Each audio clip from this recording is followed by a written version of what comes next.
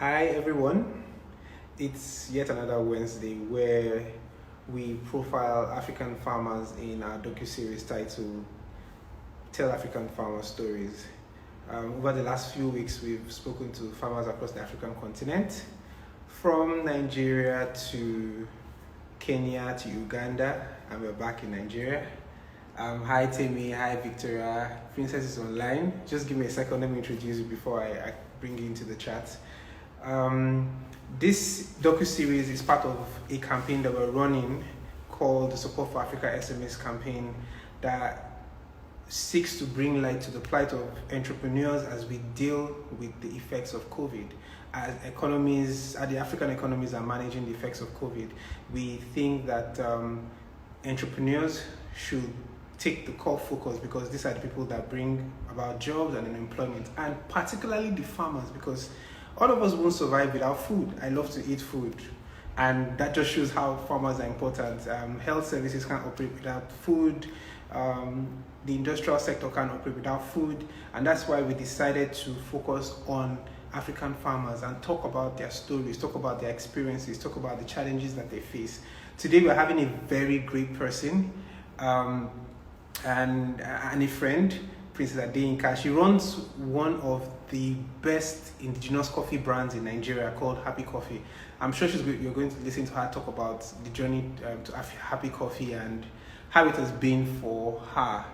Let me try to invite her into the chat right now. And as she's coming on, this is also brought and made possible by Business Day. Thank you, Business Day, and all the partners that have made this happen. Hi, Princess. How are you doing? Hi. Don't worry, you look good. You look good. Thank you. So, maybe you would do some introduction. Tell us about yourself. Tell us about you. Oh, wow. You know why? When I was thinking about all of this today, I just remember that OM was actually part of my story starting off this business. So it's really nice being on live chat with you to be able to discuss some of the growth the company has seen over the 5 years that the business started. So maybe let me just put it out there. So my name is Princess Adeyinka Tekenah. I'm also the founder and the CEO of Happy Coffee, which is an indigenous Nigerian coffee brand that was started about 5 years ago. In about a couple of days, we will be 5. And I believe it's a fantastic. I always tell people there's no other time in history or in the history of Africa that young business owners have the opportunity to showcase their talents, showcase ideas, and most importantly, develop the African continent for ourselves and for our children and for the generations to come. It's impressive. 5 years already. Wow. Yeah, It's just like yesterday. So absolutely. So what even brought you on this path? How did you identify coffee as that thing you wanted to do, as that business you wanted to run? What brought you to this place you are in today? I mean, I'll say this story over and over again. In 2003, I was a student in America, and a friend had given me a book called Pour Your Heart Into It. It was a story of how Howard Schultz started his coffee company and how he developed the American coffee culture. And I was just intrigued. Literally, I was blown away on how he was able to change the coffee culture, not just in America, but across, the globe. So I told myself that maybe one day, if I decide to ever start a business, it'll be coffee. And I left it alone. Like I left it alone. Then fast forward to 2015, there was a call for African entrepreneurs, which you are a part of, that because at that point I was also at a crossroad in my life. So I had finished paid employment, and I was trying to decide whether or not to go ahead to corporate Nigeria fully or start my own business. So at that point, there was something online. I was just browsing online like everybody does, and they were like, oh well, if you have ideas that you would like to submit to grow the African continent, what ideas you had, I literally put in an application. I found that application on Bella Niger, to be precise. I filled the application and I told myself, okay, I filled it, and I left it at that. About 30 days later, I got an email saying, click into this link, and I was selected for my idea. I was literally blown away. And this was the Tunelumelu Foundation. And that was literally how I started the Happy Coffee journey. And I want to always tell people that when I got selected, there was no coffee company, there was no name. It was basically an idea that I had because from my own personal research, I found out that Nigeria had grown coffee at a point, and I didn't know why Nigerians didn't have access to locally grown coffee. So those were some of the questions that I couldn't answer, and that was how I applied for the funds, and I got selected for the first 1,000 applicants across Africa. So that's how I started my journey. Interesting, interesting. I'm actually impressed because while you had an idea, you said you actually did research. You didn't just wake up and say, "Hey, I want to go into coffee," or "I want to start farming. I want to have a poultry farm." You actually did your research before you went to Yes, apply. Because I yes. meet so many people saying, "Hey, there is no access to funding. People are not funding my idea." But when you talk to them, you see that they haven't done the research that they need to get ahead in that business or that idea. Okay. So, at the point you started your business, um, what were the challenges you faced? I think for me, out of the door, I'll be honest with you. And I don't say this to pay lip service to the Tunelumelu Foundation. There was a 3 month online program that we went for, and I think that was go. You know, it's very important how you start, and I believe that platform gave me the opportunity to reevaluate the idea that I had and how to go about starting up. And I think it's very important for entrepreneurs that you get the right help or you're on the right platform. And I think that was what the foundation did. That 3 months intensive course that we went for, that was online, and then the boot camp that we had in Abeokuta, the combination of those two things gave me at least a starting foundation to how I was going to resolve the problem that I had identified in the Nigerian coffee sector. And that's how I started. And obviously, $5,000 wasn't enough to blow the idea out of the water, but it was enough for me to start. Because I remember when I filled my application, I said I wanted to use my funds for research. I didn't even say I wanted to start my business. I said I wanted to use my funds to do an 18 months research on whether or not Nigerians will accept the fact that I was going to be serving them coffee other than instant coffee. And my application got approved, I got funded, and I started right out of the door. So for me, that was how my business, kind of, evolved from there. Yeah. So, but you haven't touched on the challenges. Okay, so challenges. Number one, doing business in Nigeria for any startup is not. I think one of the things that I also take to heart is um, being an entrepreneur is not a day's journey. Yeah. But for challenges, okay, so let me talk about my challenges. The first challenge out of the door was, would Nigerians even accept the idea of serving coffee other than, I know because we're in a country where people are used to certain things. So if they've eaten something in a certain way, it's really hard to tell them, okay, do it the other way. And because the coffee was one of those commodities or line of business where there were a lot of myths around, if you drink coffee, your heart will palpitate, you will die, you will do this. So there was a lot going out of the door. And to be honest, when I started my business, I didn't even know there were not a lot of people serving coffee or having coffee businesses. I literally didn't. It was when I came out of that business, I realized, oh my God, there were no roadmaps. And I think that was one of my first challenge. For me, going into the coffee business, there was no roadmap for me. There was no framework. There were no government policies. There was nobody to look at to say I would model my business after, like maybe a Starbucks in Nigeria. There was nothing. So I started out with no role models in the coffee industry at all. And then I quickly realized that I was dealing with an industry that had no value, that had a disengaged value chain. There wasn't a value chain. So I literally started from the scratch. I started to research who was doing coffee. Are there farmers around me? Where do I get my local resources from? So those are some of the challenges I faced. And then the fact that we don't have data in the country, like a general database system that deals with being able to understand your sector, those were my major challenges in the beginning. So I literally had to start from ground zero. There were no associations that I could go to get to get basic data on how to do my business. So those were my first challenges out of the door. And how did the name Happy Coffee come about?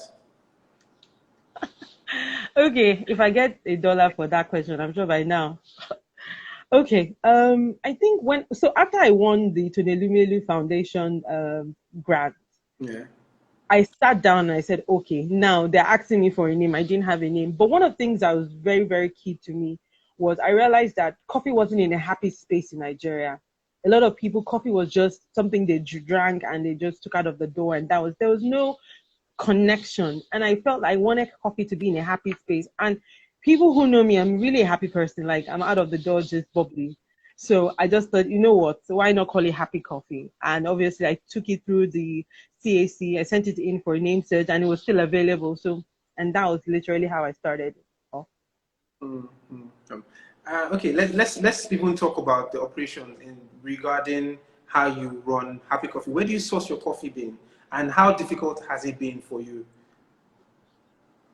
So, in 2015, when the business started, I now started to, my basic research. Where would I get coffee beans? Since I had, filled my application and I said I wanted to source coffee locally. So one of the first things I started to do was, and I tell people, for me, after God is the internet. The internet has so much information that it's outstanding. It's Mm. astronomical in terms of the amount of information. So on the internet, I literally found about a farmer who was also a roaster in Lagos, who had been sourcing coffee locally from local farmers, particularly from Taraba. So I reached out to her. She's also a female entrepreneur. I had a long meeting with her, what my ideas were, and this was in 2015. I sat down with her and I told her that, she also resources coffee from other African countries. And I said, I only want to source, I only want to use coffee from Nigeria. And that was literally how I started. So we source our coffee currently from Taraba State. And I would like to tell people that, out of the door, that currently 15 states in Nigeria grow coffee. Yes, Wow. 15 states in Nigeria are growing coffee presently. 22 can grow, including Lagos. I'm also part of the Farmers Association of Nigeria. I'm a state officer. And our goal is to ensure that local farmers have the opportunity to bring their harvest all the way onto the table as we also grow the value chain for coffee in Nigeria. And in terms of the coffee that you select for to make Happy Coffee, are there Yeah. requirements? Are there you know how people say, hey, we need you need to have organic fertilizer on the farm before I can use your produce. Are there certain things you look out for in selecting the coffee bean? To be honest with you, right now, there is a lot of work that still needs to be done within that value chain, especially when it comes to farming. Right now, we take our local produce from our female and our male, especially our female farmers over in Taraba, because the value chain ensures that the farmer, the roasters, and because Happy Coffee is actually, right now, we are more focused on the retail arm of the business, such that we're able to retail Nigerian coffee. But when we look at it totally, one of the things that we want to do in the future, which I'll obviously speak to you about in terms of how to create a sustainable value chain, especially for the farmers, because like what happened to Nigeria, a lot of our commodities were left untouched for so long Mhm. until just a few years now that there's a lot of work around the agricultural sector, and as a matter of fact, coffee is not even part of that conversation yet, and that's why I keep having this conversation. So some of the things we're looking to do in the future is create sustainable farms by making sure we have organic coffee, the level of produce, and also the expertise in growing coffee in Nigeria has been on the downturn for a minute. Hmm. Interesting. And do you interact with these farmers? Do you go to the farm to interact with them? No, I haven't gone. Well, for where Taraba is, there's been a lot of, in a few years, there have been issues with security. Mm-hmm. But I've met up with farmers. There has been a bit of security issues, so we haven't been able to visit the farmers as we should. And also, there are also road issues where the coffee grows from. There's a lot of it's not as accessible Mm. as it should be for farmers. But our goal was to adopt some farms in Taraba this year. But as it is, because of the So COVID-19, the pandemic, we've had to slow down on some of the plans we had for the year.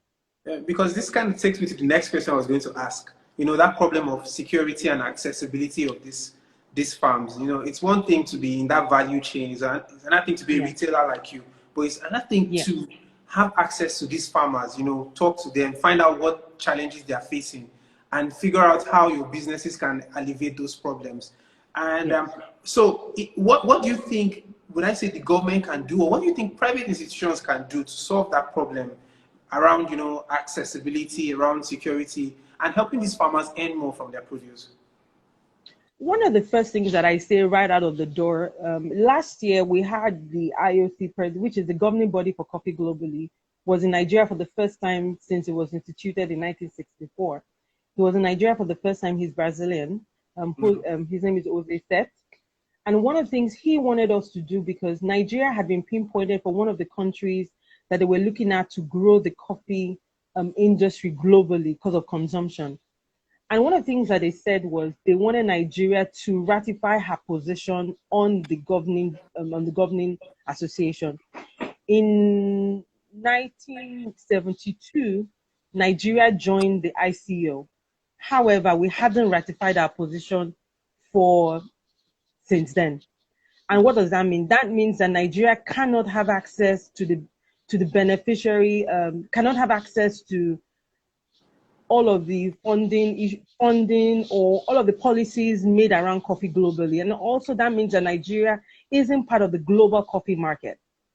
But last year, the president came to Nigeria to kind of, speak with the government on how we can improve our status in terms of the global coffee market. But one of the things Nigeria needs to do is to ensure that she ratifies her position.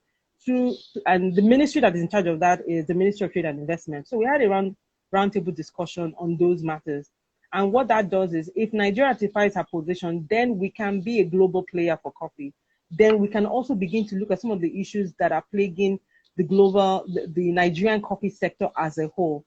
Secondly, there has to be policy around coffee in Nigeria. As we speak, there isn't one single national policy that engages both farmers and coffee retailers. If you look at any report across board, Nigeria, the coffee that we drink in Nigeria is actually imported. 95% of what we drink as a country is imported. China is the highest importer of coffee in Nigeria, but China doesn't grow coffee. 16 of 15 states in Nigeria are growing coffee, yet the coffee that we drink is imported into the country.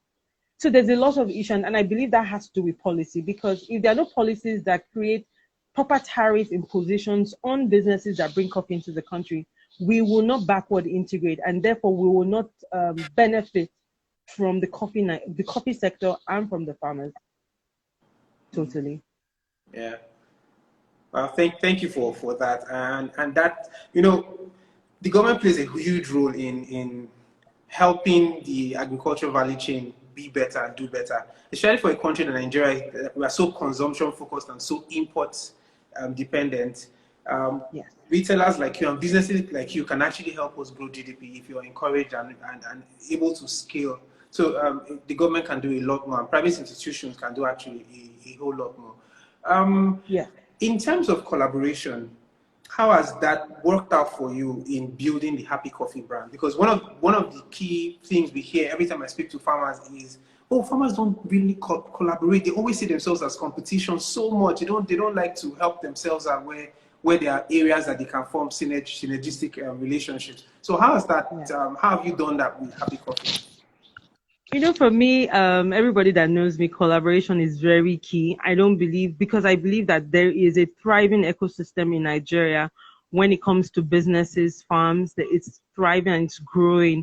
And the only way we can create sustainable impact is for us to come together and find ways we can partner. For me, right out of the door, like I always say, I'm always up for collaborating, because I realize that everybody has a part to play. Like the government has the part to play, the private sector has the part to play, even young entrepreneurs amongst ourselves, we have a part to play. And my part to play is Happy Coffee I always tell my team, Happy Coffee is a platform.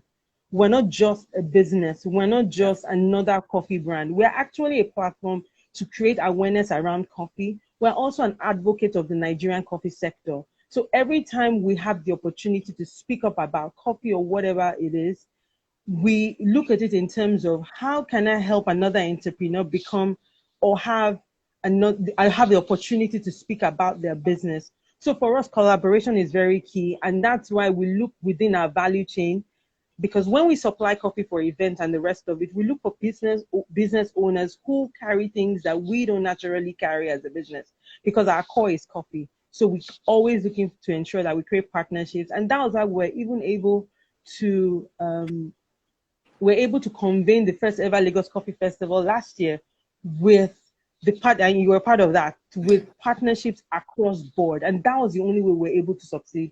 During that event, we had 38 businesses that partnered with us to create the first ever Lagos Coffee Festival at no cost to us.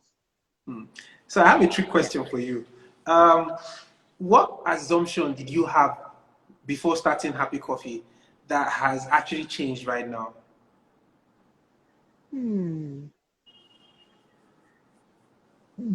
I think the first thing was, my assumption was, I wasn't sure that Nigerians used to drink coffee. And I still get that question. And, even when I get to an investor's pitch, they're like, are you sure Nigerians drink coffee? So I think that was my first assumption. I also wasn't really sure if Nigerians will accept, or we even, people say, oh, Nigeria is a tea drinking nation. We don't really drink coffee. But a lot of those were assumptions. They're actually not true. Okay, so tell us how many Nigerians actually drink coffee. I know people say here in the north that the northerners are actually heavy coffee drinkers. I'm yet to say it, but that's what I hear. So can you speak to that? I think people mix the coffee culture and the cafe culture in the same bucket. If you talk about the cafe culture, yes, Nigerians haven't really caught on the cafe culture, but when you talk about coffee, last year there were numbers for the amount of the consumer expenditure for coffee and tea surpassed the amount of people that drank alcohol or ate out of their homes last year. Yes. And that, it was like it was a great moment for me. When I saw that report, it was like, okay, finally, people would laterally just believe what I've been trying to tell them, the Nigerians drink coffee. So like I said, I think we always interchange the coffee culture and the cafe culture together. Nigerians actually drink coffee. For years, instant coffee companies have been making tons and billions of naira off this market. Nigerians drink coffee literally every day. I think what we haven't seen is Nigerians drinking fresh coffee. And that's what we're trying to do with the Happy Coffee project. So have you been able to deal with competition, especially from these big FMCG companies? Because one big competition for your brand of coffee is the instant coffee, which is actually not the best. But how you manage a competition? So when people ask me how am I managing competition, first you need to understand what the market is saying in terms of coffee. I remember a client that we had last year, because we also do events, and he said, please, can you come and serve me coffee? We don't want dead coffee. And that literally told me that there are people who want their coffee in a certain way, which is freshly brewed coffee. If you look at the Nigerian business environment over the years, you realize that people are much more conscious about what they eat and drink. Yeah. So right now with Happy Coffee, we're able to create a brand that ascertains or provides freshly brewed coffee. And we also find a lot of people wanting to drink locally sourced products. So that has been able to help us determine our direction when it comes to competition. Interesting. We have a couple of questions from the listeners. One is from Praminda. Hi, Praminda. She's asking, what's the role of government in supporting SMEs post-COVID? Okay, I think we should go there. I think that first things first,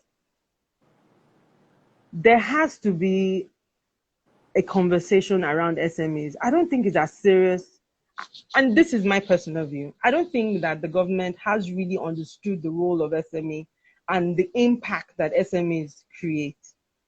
Because if they do really, really realize the impact of SMEs, I think that would also showcase in the kind of support they give SMEs in this time. So for example, during the lockdown, we had the government say, okay, they would support SME with some level of funding just to be able to get our business back. Because, for example, Happy Coffee, our operations were shut down for 2 months. Literally, our entire business was shut down for 2 months, and we had no income, no cash flow out of the system, no revenue. And the government said, oh, they were going to assist us with some level of funding. We still haven't received that funding. And the truth of the matter is, if there is support for SME, it cannot be lip service. It has to be actual help out of the door. State governments need to sit down with business owners. So, and I made a suggestion to Lagos State the other day. There isn't any business bureau in Lagos where businesses can actually go for support. And sometimes support isn't just funding. Support might be in terms of creating strategy structures for SMEs or framework for SMEs to, to boost production or whatever the help that they need. So for me, there has to be funding. We get all the, as an SME owner, also as a female entrepreneur, we always get, survey questions or, what's going on with SME. I mean, it's obvious what is going on with SMEs. SMEs need working capital to get back to business. SMEs need funding to get back to business, to get their pay the team members who have not been able. So these issues are not, we make them seem as though they're magical. They're not. They're just basic things. The CBN loan hasn't been accessible for many people, at least for my own ecosystem.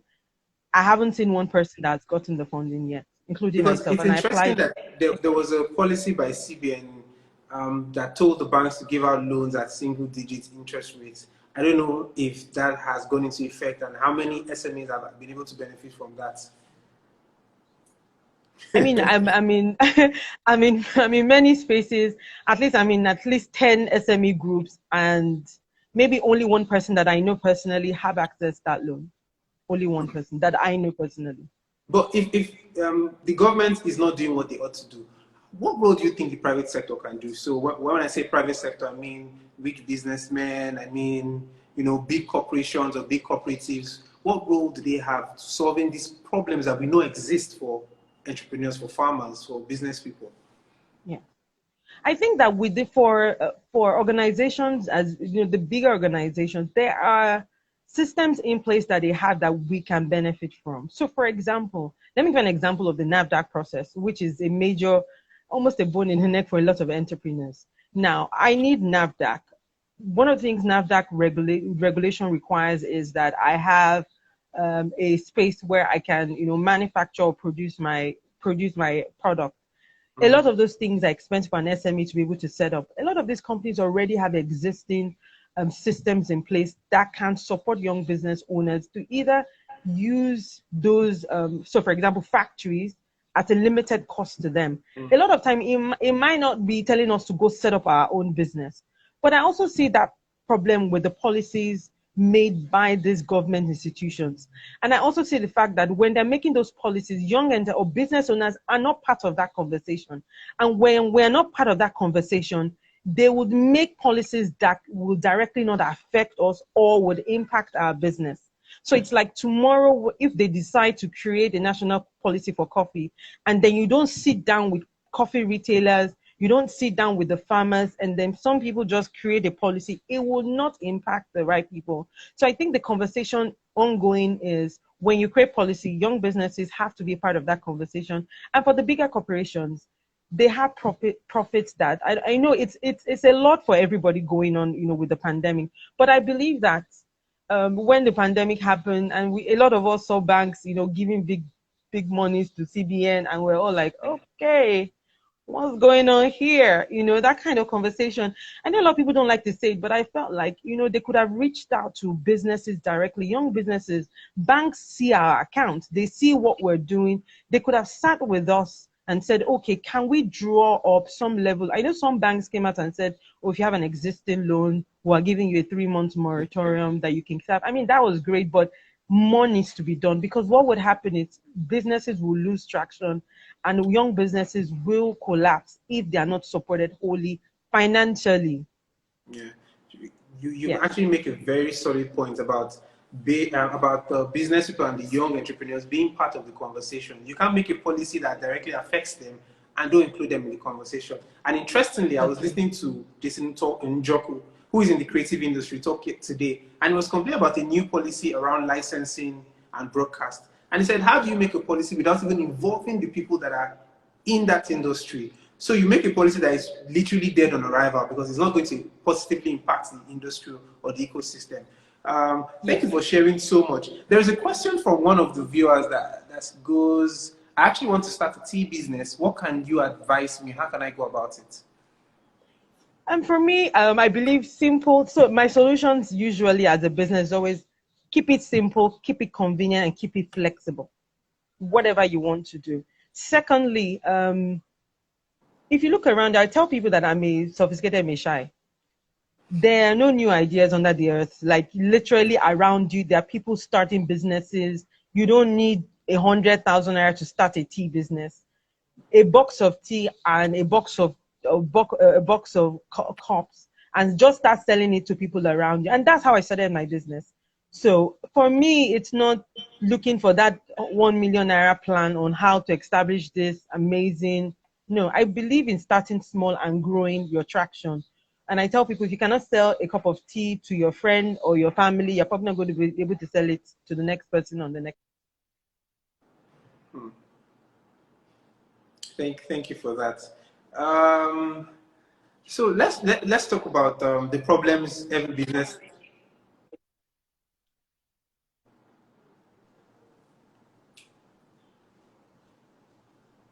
Hello? Yeah, I think we're having a bit of network issues, Okay. but I can hear you. All right. Okay. So let's move on to a question that affects a lot of business owners. Um, Recruitment and hiring of people. How have you managed that? So last week I spoke with a farmer in, was it Uganda, who said one of his biggest problems was, people on the farm. He has to always monitor them because he wants to ensure that they're doing the right thing. So how have you managed that with Happy Coffee? Um, this question is a two-way question for me. Mm. And the reason is because I have been very fortunate with my team. I have had the same team for 3, 4 years, literally, the same guys I've worked with us. And so that's why I would say I've been very fortunate. But one of the things that I have done to be able to keep my team together is people don't realize that both as a business owner, I try to be vulnerable, which, some people might say, oh, maybe because I'm female. No. I realize that when people see your journey and they feel your pain in terms of your pain point when you're raising a team, people need to understand how you deal with business daily.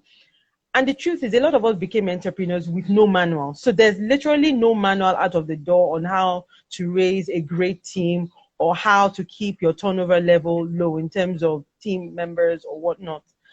But I think that generally across Africa, across Nigeria, I don't want to make any generalization. We are in a new space when it comes to running our businesses. So I think we're going to have to give it a bit of time in terms of, because a lot of people who work with us, like my team, before my team came to me, a lot of them didn't even know anything about copy. So it would be unfair for me to have such an high expectation of them without having to groom them through the process. So we're going to have to give people a bit of time. But as business owners, we need to realize that the people who have come to work with us came or had their own vision and had their own dreams, had their own journey before they joined our journey.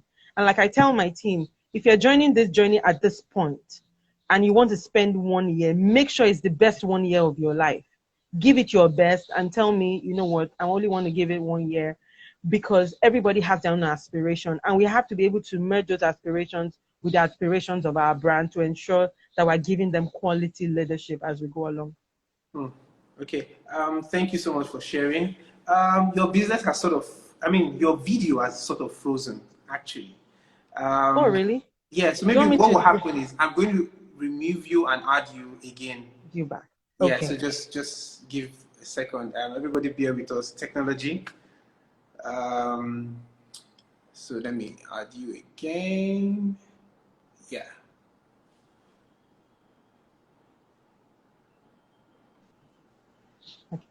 Yeah, you're back. Yeah. Yeah. Okay. What was the next thing I was going to ask you about? So for that young entrepreneur that is thinking of doing business in the agricultural value chain, I know you said one thing about starting small or starting where you are. What other advice do you have for them? Because I see that a lot of people are beginning to see that there is profit to be made in quotes in farming, begin to see the impact of farming and that agricultural value chain on the economy. Yeah. So, what advice do you have for them? I think first you need to identify where you want to play in the value chain. You have to be clear about where you want, because the value chain is very extensive. So once you determine what part of the value, I mean, you can't just go in and say, oh, I want to be a farmer and I'm just going to be planting corn. Because once you say you want to plant corn, then you're going to have to think, okay, post-harvest, what's going to happen to my produce? So you need to understand, have it, like me, I'm a researcher, like I will research anything. So I need you to go back and sit back and say, okay, this is where I want to play in the value chain. Like in Happy Coffee, for now we're playing in the retail sector of Happy Coffee. You won't get us to export Nigerian coffee out of this country. Everybody knows me. I won't play that ball with you, because we've determined that for this time, we want to play in the retail sector. We want to create awareness for Nigerian coffee. We want to grow the Nigerian coffee sector by being a part of a significant part of that value chain. So as a young business person, you need to determine where in the value chain you want to play and how that value chain works. If you can answer those two questions, it's very easy for you to start and maintain your focus. Because what happens is, if you start the journey and you have challenges, because you already determined what you want to do, it's easier for you to stay put and keep on that journey.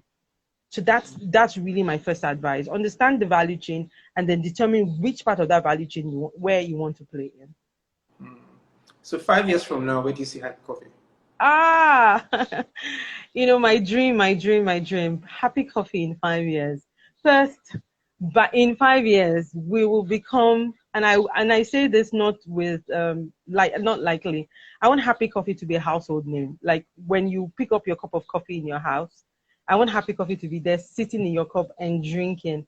And most importantly, I want Happy Coffee to have been able to grow in such a way that we would spur significant growth in the Nigerian coffee sector.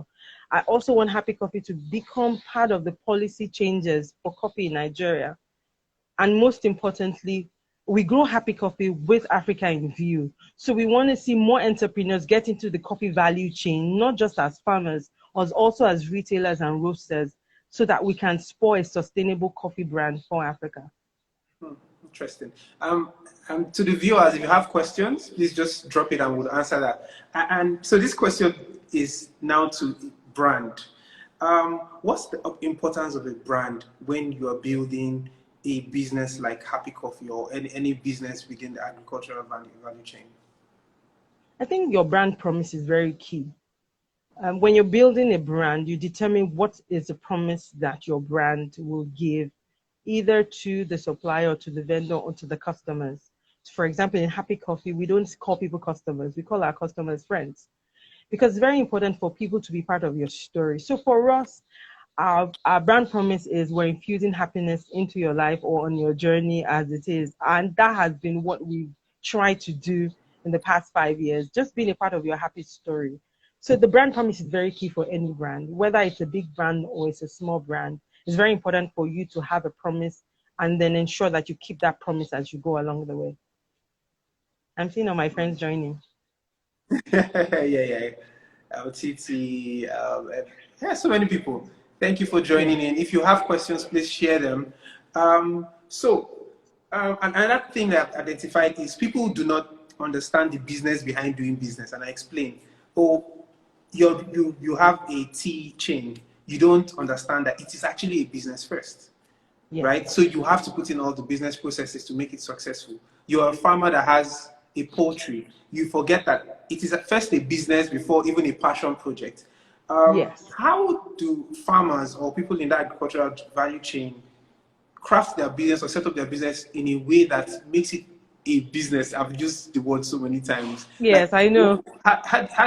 How do an entrepreneur structure their business in a way that it ensures that there is long-term profit or long-term sustainability? So, well, there are lots. I think one of the things that also can be confusing sometimes is there are lots of segments to businesses now that didn't exist, years or decades ago. So, for example, there are people who are social entrepreneurs. Those categories just literally started existing. Some people are tech entrepreneurs. Now they are coffee entrepreneurs. And like Professor Adeyinka said, agriculture is business, and we should treat it as it is, because at the end of the day, your business is answering to a call. So whichever part of the value chain is, whether you're a farmer, a direct farmer, like Happy Coffee will backward integrate into the future. As a matter of fact, we're going to be starting research farms, in a couple of months, we're starting research farms. And the idea is, when you're in the value chain, you need to understand that we are going to be feeding our nation. So either we're doing it domestically or we're going to be exporting our produce. So as a business owner, I think it's a mindset shift. I think you need to shift your mindset first, that it's a business.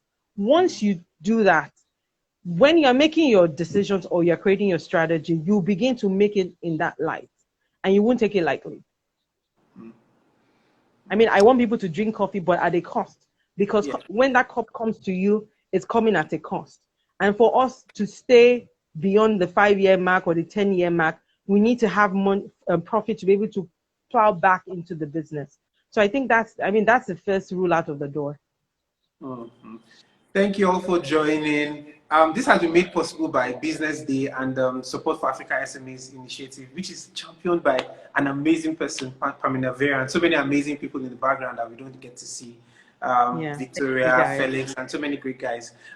In rounding off, Princess, what message do you have, one, for entrepreneurs that are looking to get into the agricultural value chain? Probably I've said it before, you can say it again. And two, for the government, what can the government do to encourage young people to go into agriculture? First, let me start with the government. I like to start with the government because I never know who is listening. Last year, I was in a conference.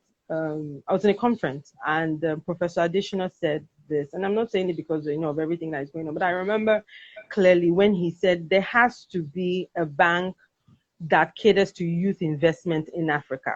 This is not your traditional bank, because traditional banks usually cannot accommodate the structures of SME, because sometimes it's like we're too small or we're just too little for them to understand. He said there has to be a youth investment bank. For everybody that is hearing, young businesses need a lot of financial support at every point in their business. And that financial support, if it doesn't come on time, what happens is the business can implode. So it's very key. So government has to find a very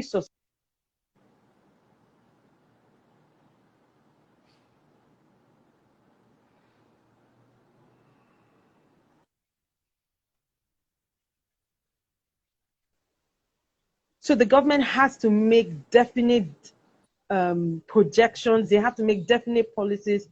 But most importantly, they must include young business owners in that conversation before the policy goes out of the door. If not, they will be making it above our heads and the impact will not be felt.